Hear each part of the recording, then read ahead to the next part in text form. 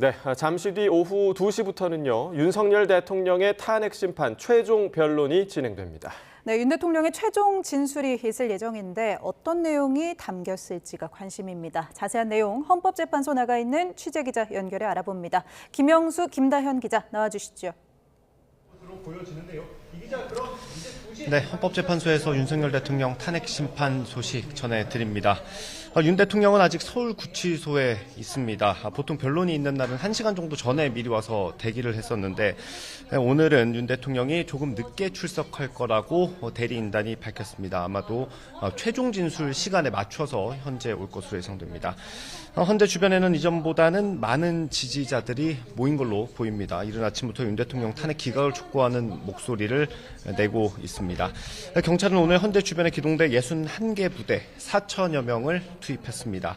앞선 변론기일 때보다 1,000명 정도 늘어난 건데 경찰은 평소보다 집회 인원이 많이 몰릴 걸로 예상을 해서 인력도 늘렸다고 설명했습니다. 그러면 오늘 변론 절차에 대해서 좀 짚어보겠습니다. 오늘 어떤 절차가 진행됩니까? 네, 말씀하신 것처럼 윤석열 대통령 탄핵 심판의 최종 변론은 오늘 오후 2시부터 시작됩니다. 잠시 후에 시작될 예정이고요.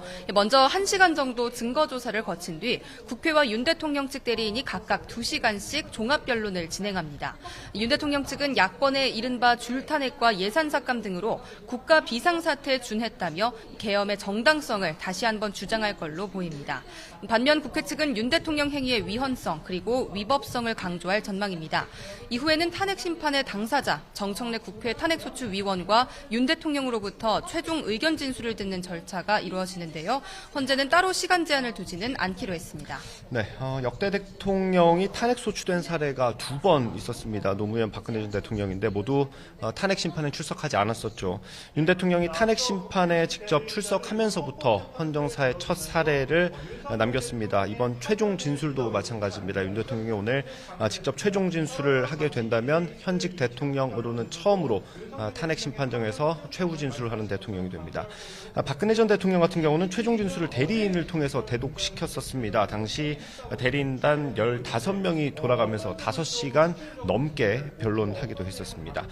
그러면 윤 대통령이 어떤 얘기들을 하게 될지 관심인데 좀 전망을 해볼 수 있습니까? 네, 윤석열 대통령이 구치소에서 최종 의견 진술을 직접 준비한 것으로 파악이 됐는데요. 어떤 내용인지 그리고 분량은 어느 정도인지 구체적으로 알려지지는 않았습니다.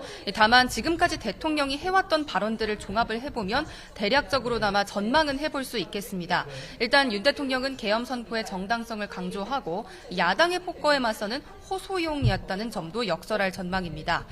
또 국회의원을 끌어내라거나 체포하라는 지시 자체가 없었고 이른바 탄핵 공작의 결과라는 것을 거듭 주장할 가능성도 있겠습니다. 네, 현재에서 최종 진술이지만 화면이 모두 공개되는 만큼 대국민 메시지 성격이 있습니다. 혼란스러운 상황에 대한 사과나 지지층을 겨냥한 메시지가 나올지도 관심입니다. 또 법원 폭동까지 있었던 만큼 갈등 봉합, 통합 같은 워딩이 들어갈지도 주목됩니다. 특히 앞으로 나오게 될 헌재 판단에 대한 대통령의 입장이 담겨 있을지도 눈여겨볼 부분입니다. 사법 절차와는 별개로 향후 정치에 대해 언급할 가능성도 배제할 수 없습니다. 개헌 제한 가능성이 거론이 됐었는데 윤 대통령 측은 조건부로 뭘 하겠다는 건 대통령의 방식이 아니다라면서 사실상 부인했습니다. 최종 변론이기 때문에 언제쯤 선고가 나올지 관심인데 좀 관측을 해볼 수 있을까요? 네, 오늘 변론이 마무리되면 일단 재판관 회의를 몇 차례 거친 다음에 곧바로 최종 선고가 이루어질 일만 남았습니다. 전례에 따르자면 2주 뒤쯤, 그러니까 다음 달 중순쯤에는 결과가 나올 거라는 관측이 지배적입니다. 이 선고일이 언제 발표될지도 관심인데요. 고 노무현 전 대통령 탄핵 심판 당시에는 선고 사흘 전, 또 박근혜 전 대통령 때는 이틀 전에 선고 일자가 고지가 됐습니다. 이 사전 공지에 대한 규정이 존재하는 것은 아니지만 전례에 비춰봤을 때 이번 윤 대통령 사건의 선고 일자도 이틀에서 3일 전쯤 확정될 것으로 예상됩니다. 예.